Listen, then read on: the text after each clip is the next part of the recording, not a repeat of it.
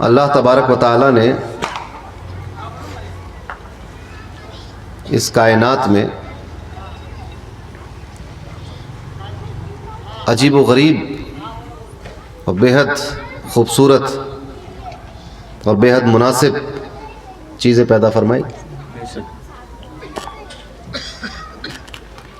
جو چیز جیسی چاہیے تھی ویسی ہی بنا دی. اور اس کائنات کو پیدا فرمانے کے بعد اس میں انسانوں کو پیدا کیا اور ان کی نسل کو بڑھایا، جس کے نتیجے میں آج 7 ارب لوگ اس دنیا میں رہتے ہیں، اور یہ سلسلہ قیامت تک ایسے ہی چلتا رہے گا. تو جب کچھ نہیں تھا تو اللہ تبارک و تعالیٰ کا وجود تھا. بے شک بے شک. اسی لیے ہر مسلمان اس بات کی گواہی دیتا ہے، اشہد ان لا الہ الا اللہ سبحان وحدہ لا شریک لہ. اگر اللہ تبارک و تعالیٰ کے ساتھ کوئی ہوتا شروع سے ہی تو پھر یہ گواہی نہیں دے پاتے ہم لوگ. بے شک. صحیح. اس گواہی سے یہ بات ثابت ہوئی کہ وہی وہ تھا بے شک. اور کوئی نہیں تھا. سبحان اللہ سبحان اللہ. تو جب کوئی نہیں ہو اور صرف وہی ہو تو دوسرے کا تصور اور خیال بھی ممکن نہیں. بالکل حق ہے.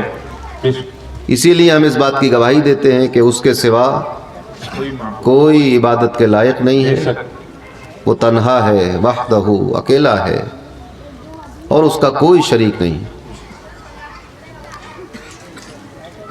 دنیا میں انسان کے آنے کے بعد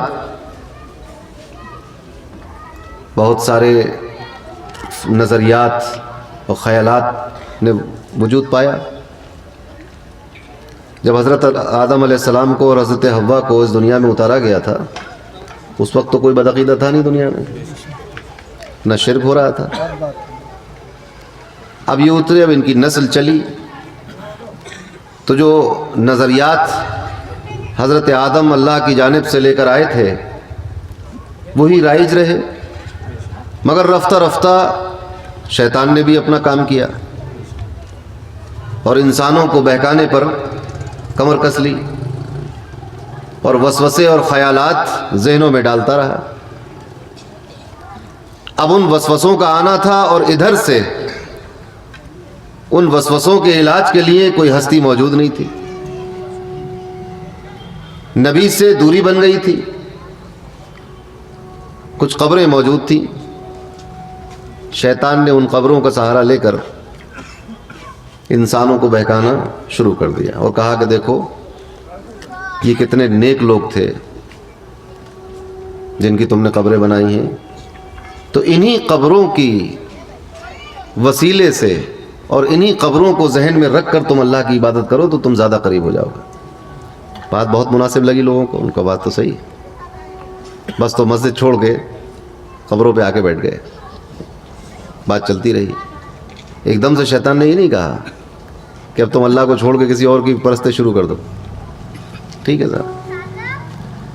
اب یہ فکر ذہن میں آ گئی، لوگ اس میں مست ہو گئے. پھر کچھ دنوں کے بعد شیطان نے کہا کہ اس سے کام نہیں چلے گا.